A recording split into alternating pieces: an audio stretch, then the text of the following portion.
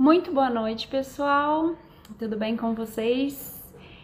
Aqui é Ellen, da Higher Up Business English. Eu sou mentora de inglês para negócios, fundadora e diretora pedagógica aqui da Higher Up. Essa é a nossa segunda live que faz parte do evento Higher Up na Copa. Esse evento ele foi pensado aqui por nós da Higher Up para divulgarmos e apoiarmos o futebol feminino e as nossas atletas. A igualdade é um pilar muito importante aqui para nós, então foi por isso que a gente escolheu esse evento para apoiar, ao invés do masculino no passado. E durante esse evento, os nossos higher-ups têm que fazer uma série de atividades, entre elas assistir a live. Algumas pessoas entraram, gente, vocês estão me vendo bem na horizontal ou eu preciso virar para vertical? Deem um joinha para mim se tiver tudo bem. Se precisar virar na vertical, deixe um comentário, por favor. Bom, imagino que esteja tudo bem. Eu tenho algumas coisas para mostrar para vocês, então por isso que eu escolhi fazer na horizontal, mas se não funcionar, me avisem, ok? Então,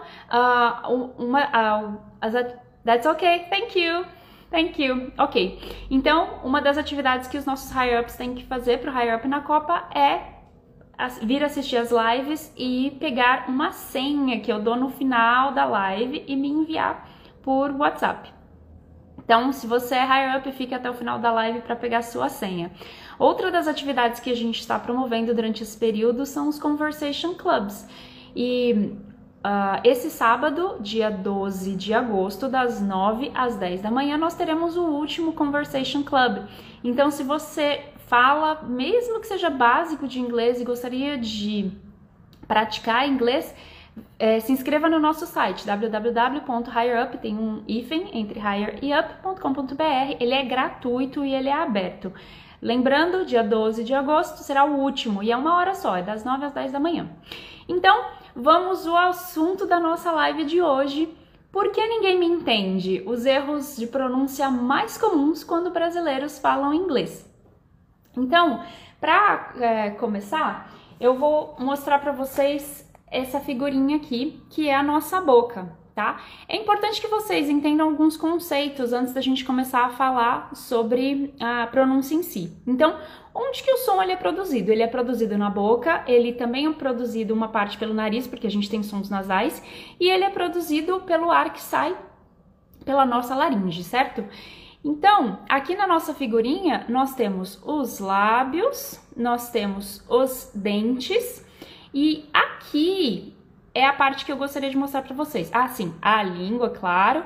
E aqui nós temos, se vocês tocarem com a língua no céu da boca, logo atrás do dente, vocês vão sentir o que a gente chama de alveolar ridge, ou alvéolo em português. Essa parte aqui, ela vem antes do palato duro, que é quando você toca com a ponta da língua no céu da boca, essa partezinha com umas reentrâncias antes do palato mole, que é a parte que é bem macia do céu da boca, ok? Então aqui nós temos o palato duro, aqui nós temos o palato mole e aqui nós temos o alveolar ridge.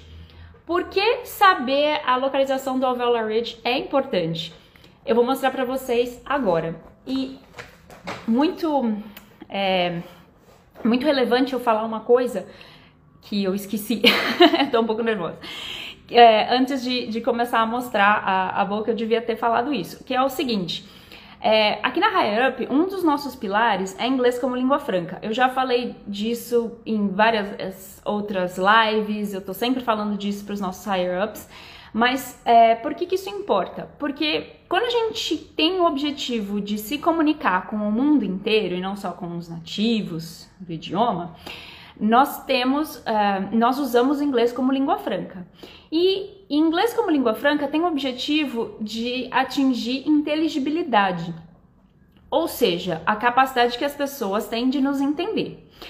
Se esse é o nosso objetivo, a gente teve lá no final de 1990, começo de 2000, essa professora aqui, a Jennifer Jenkins, e ela fez uma pesquisa bem exaustiva sobre que sons que causavam problemas de inteligibilidade para as outras pessoas. A pesquisa dela foi mais abrangente do que isso, mas esse foi um dos tópicos que ela abordou. E aí, a partir dessa pesquisa aqui, o Robin Walker, ele escreveu esse livro aqui, muito bacana, que é Teaching the Pronunciation of English as a Língua Franca. Então, percebam, English as a Língua Franca, que tem o objetivo de atingir inteligibilidade. E o Ricardo Silva foi um dos colaboradores desse livro. Ele escreveu especificamente o capítulo que fala dos problemas que os brasileiros têm com inteligibilidade. Então, eu tô mostrando isso aqui para vocês para falar que eu não inventei isso, tem um embasamento científico muito forte. Aqui a gente estuda bastante, tá? Aqui na HiUp, antes de dar informação para vocês. Então, não é pseudociência, não é aqui, eu não tô aqui influencer, olha, eu observei isso nos meus alunos, tá? Então, assim, o que eu tô falando para vocês tem embasamento científico, houveram horas de pesquisa para mostrar essa informação que eu tô trazendo aqui, ok? Então, voltando lá ao conceito do alveolar ridge, isso aqui é importante. Vamos começar pelas consoantes, tá? No inglês, a gente tem esse som aqui, certo? O T, ok? A gente também tem esse som do T em português. Só que ele é produzido de forma diferente em inglês e português. Quer um exemplo? Quando a gente fala tênis em português, que parte da língua toca o alveolar ridge? É a ponta da língua ou é mais para trás da sua língua que está tocando aqui o alveolar ridge? Façam o teste. Tênis. Tanto é mais para trás, não é a ponta da língua, que às vezes, dependendo de como a pessoa fala, de como a pessoa articula, a ponta da língua vai até aparecer aqui entre os dentes, ó. Tênis, tênis. Ok? Eu tô exagerando um pouco para vocês verem. Então, é essa parte de trás, não é a ponta da língua. Em inglês, esse som, ele é produzido com a ponta da língua. E por que isso importa? Porque a forma como a gente faz o T em português, ela não sai como T, ela sai como tch. Eu vou provar para vocês. Quando vocês falam tia, por exemplo, a maior parte das pessoas no Brasil fala tia, né? Dificilmente, assim, com algumas exceções, claro. Por exemplo, pessoas em Piracicaba, elas têm um sotaque que elas falam tia. E não é uma crítica, tá? Eu só tô fazendo uma observação em relação à forma como a gente articula o som. Dessa forma, para as pessoas de Piracicaba é mais fácil fazer o T em inglês. Então, o T em inglês, como eu falei antes, é a ponta da língua no alveolar ridge. Então, quando você fala tênis, é diferente de tênis. Façam experimentem em casa. Então, façam tênis e façam tênis. Deu para ver a diferença? Isso é muito importante porque o que acontece é que a gente tende a colocar esse tch no T. Então, ao invés de a gente falar, por exemplo, but, a gente fala butch, né? E aí, com os verbos regulares no passado, isso vira um problemão, porque aí a gente não fala worked, a gente fala worked, né? Desculpa, worked. E aí, nossa, fica muito confuso para a pessoa que tá te ouvindo. Então, isso vai gerar problema de inteligibilidade, ok? Então, o T em português, que é ch, não é o T em inglês, que é t, ok? Seguindo a mesma lógica, tem um outro som que é produzido na mesma região, que é o D. Então, o D em português também é essa parte aqui, não é a ponta da língua. Então, vou provar para vocês. Quando vocês falam, por exemplo, o passado de dar, eu dei. Tentem, eu dei. Então, a ponta da língua tá até saindo aqui no dente. E a parte um pouquinho mais para trás tá tocando aqui o alveolar ridge. Agora, quando vocês falam dia em inglês, tem que ser a ponta da língua tocando o alveolar ridge. Então, vai ser day. Day. Então, comparem they e day, ok? De novo, voltando nos verbos regulares, quando a gente vai falar, por exemplo, learned, né? Não pode ser learned, ok? Porque isso vai causar problemas de inteligibilidade para outras pessoas, percebem? Então, o T em inglês, ele é T, não é Ch. O D em inglês é D, não é J, ok? Então, não é dia, como a gente fala, né? Não é day, por exemplo, é day, ok? Eu tô exagerando, nunca ouvi ninguém falando day, mas é muito comum, especialmente no fim das palavras, que a gente coloque esse j aí, porque pra gente soa estranho não fazer esse som, ok? Um terceiro som que é bem complicado é o som do R. Então, o som do R em inglês, ok? Cadê meu R? Nossa, até perdi o R. Oh, meu Deus. Ok, eu uso isso aqui todo dia. Ok, o R. Então, o som do R em português, ele soa como o H em inglês. Então, oh meu Deus, aqui. O H em inglês. Então, quando a gente fala, por exemplo, rato em inglês, né? A gente quer falar hat, porque é do jeito que a gente fala rua, certo? Então, todas as nossas palavras com R, elas são com som de H. Então, a gente fala rua, rei, o rato roeu a roupa do rei de Roma, ok? Então, é tudo h.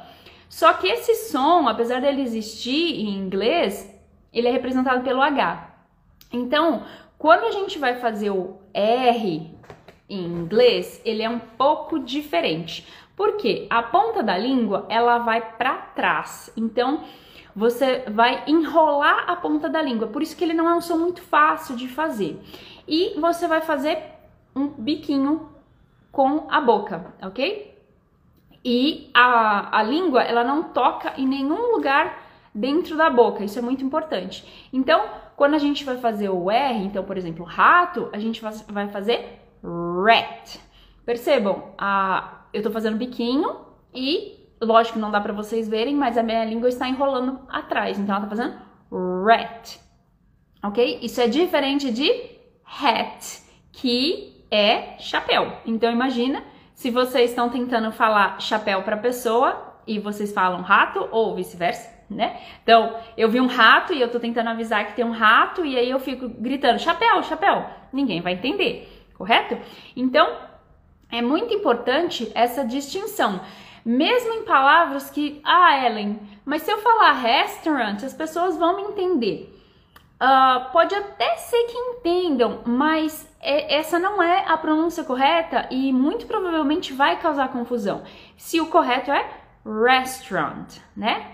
Restaurant. Então tem esse r, ok? Então se você vai falar, por exemplo, hábito, é habit, ok? E se você for falar coelho, também vai ser igual hábito? Não, né? Se você for falar coelho, qual que é a pronúncia correta? Rabbit.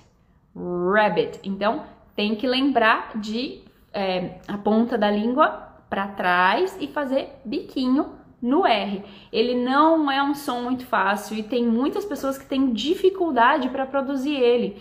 Inclusive, mesmo para crianças que têm inglês como primeira língua, tem muitos fonoaudiólogos que fazem um trabalho eles têm um aparelhinho que eles colocam na boca para a criança enrolar a língua para ela conseguir produzir. Então, não é um som fácil, ele precisa de prática, ok? E tá tudo bem, vocês não conseguirem produzir. O importante é continuar tentando, porque esse som, ele é muito relevante para a comunicação de vocês, ok? Continuando, um outro som que em português ele existe é o L, ok? E o problema é que a gente fala o som do L em inglês como se fosse U, então ele sai assim.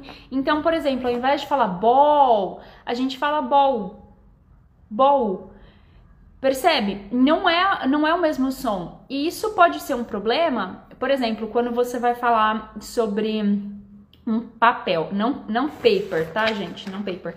Papel no sentido de posição, de posição numa empresa, assim.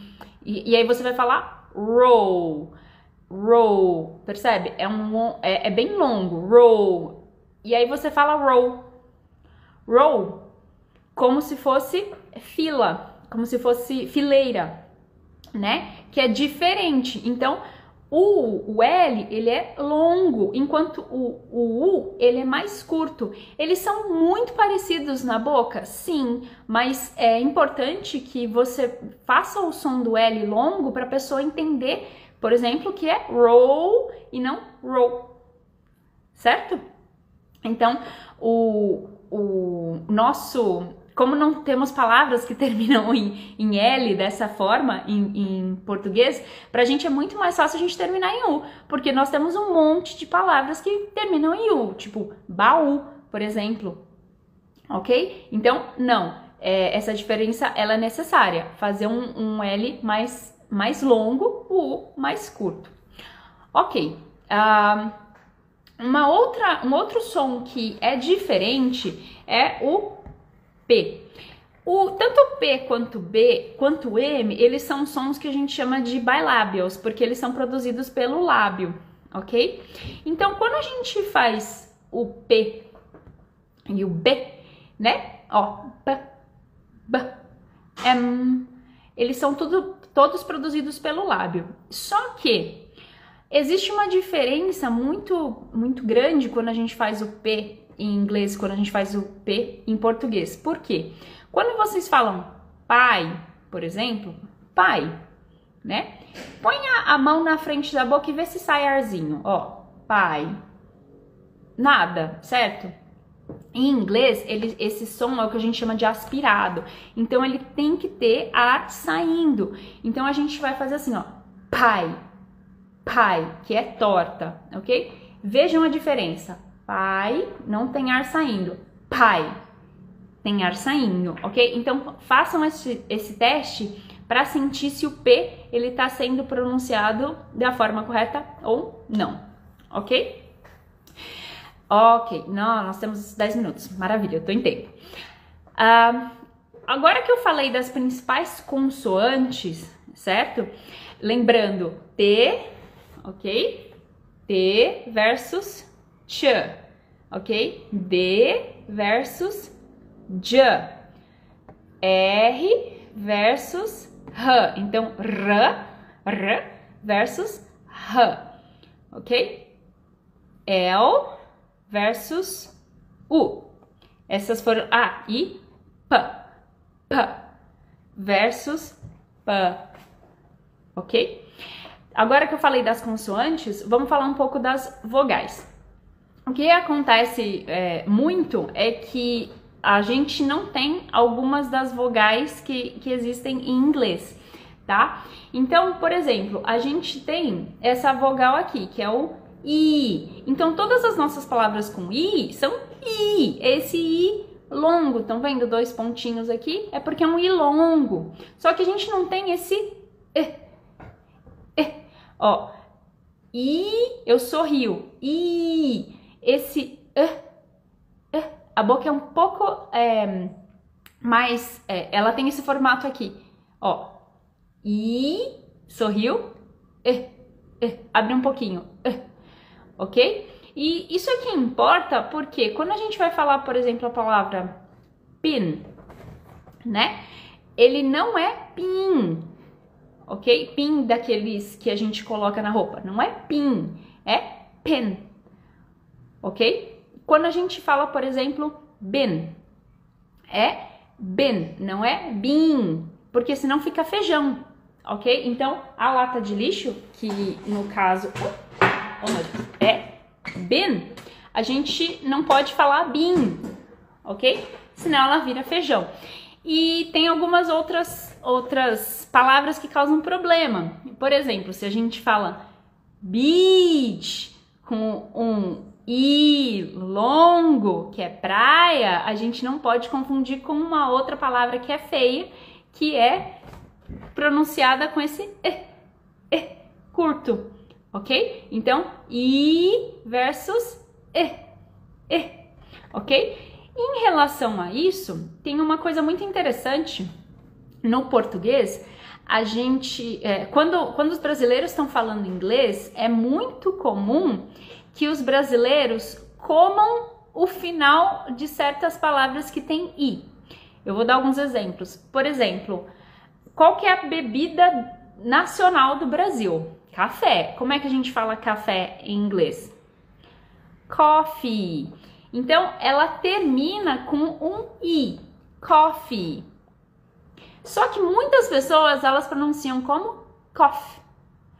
E aí, isso, para a pessoa que está ouvindo, é tosse. Então, por exemplo, would you like some coffee? Você gostaria de tossir? Você gostaria de uma tossida? Não faz sentido, percebe? Então, tem que tomar cuidado com não comer esse I no final das palavras, tá? Vamos fazer alguns testes. Por exemplo, coffee, cough. Fancy, fence. Ok? Então, fancy, que é tipo uma coisa rica, uma coisa chique, versus fans, que são fãs, no plural. Ok? Movie, que é filme, movie. Ao contrário de move, que é se mexer. E se vocês assistiram aquele filme Madagascar, I like to move it, move it. Então, não dá muito problema para a pessoa, assim, às vezes nem pelo contexto a pessoa vai entender a palavra que você está falando, justamente porque você comeu o final desse som, ok? Então, se tem um som de I no final da palavra, digam o som, façam questão de pronunciar o som, mesmo que fique um pouco exagerado no começo, até que vocês se acostumem com a pronúncia correta. Então, fancy, coffee, movie, ok? E por fim, eu queria falar um pouquinho também, já que a gente falou do nós temos essas outras vogais que elas são parecidas com o Por que elas são parecidas? Porque a gente vai abrindo a boca. Então,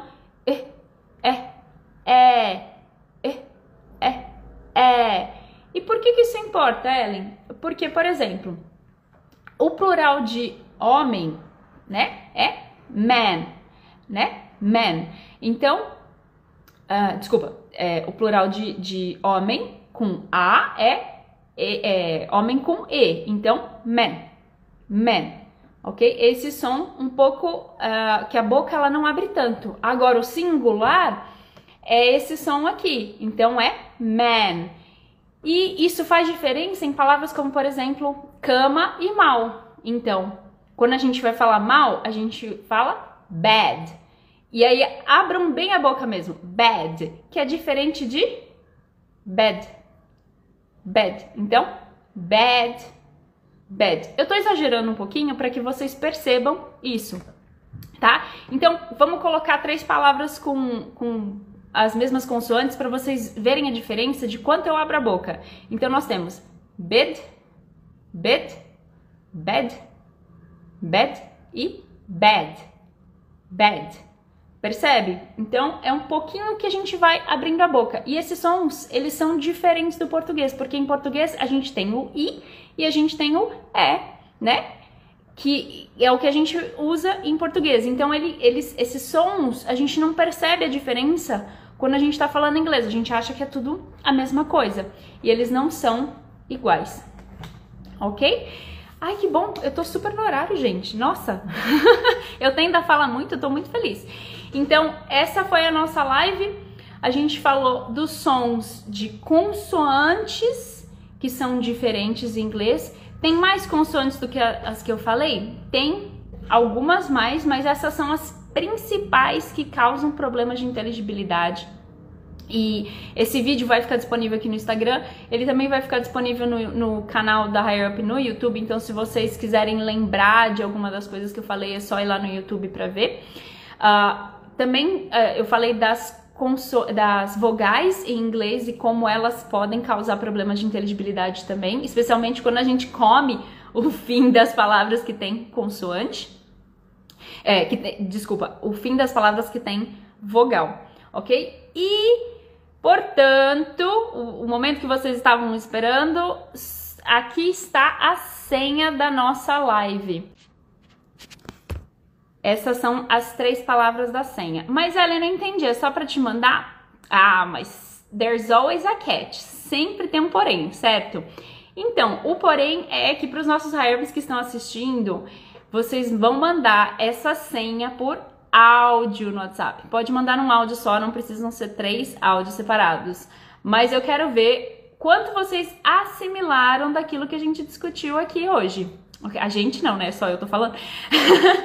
de tudo que eu falei aqui pra vocês hoje, ok? Então, é pra mandar as 3 palavrinhas taxi, rain, chip. São palavras bem simples. Mesmo que vocês sejam iniciantes, vocês podem falar essas palavras e me mandar por áudio no WhatsApp, ok? E lembrando que no dia 19 de agosto nós teremos a live final para sortear os prêmios para aqueles higher-ups que participaram super ativamente das atividades, que vieram às aulas, que compartilharam, enfim, todo mundo que está na disputa pelos prêmios do final do nosso evento. Se você não pôde comparecer aos Conversation Clubs, ainda assim nós teremos um sorteio que contempla vocês, ok? Então, compartilhem as artes durante a semana, respondam os quizzes se vocês não responderam ainda, ok? Se não recebeu o quiz, me manda mensagem no WhatsApp para eu enviar o quiz, respondam os quizzes e participem do último Conversation Club no sábado, dia 12 de agosto, às 9 horas da manhã. É isso, muito obrigada pela participação de todo mundo. Até o Conversation Club. Bye, bye!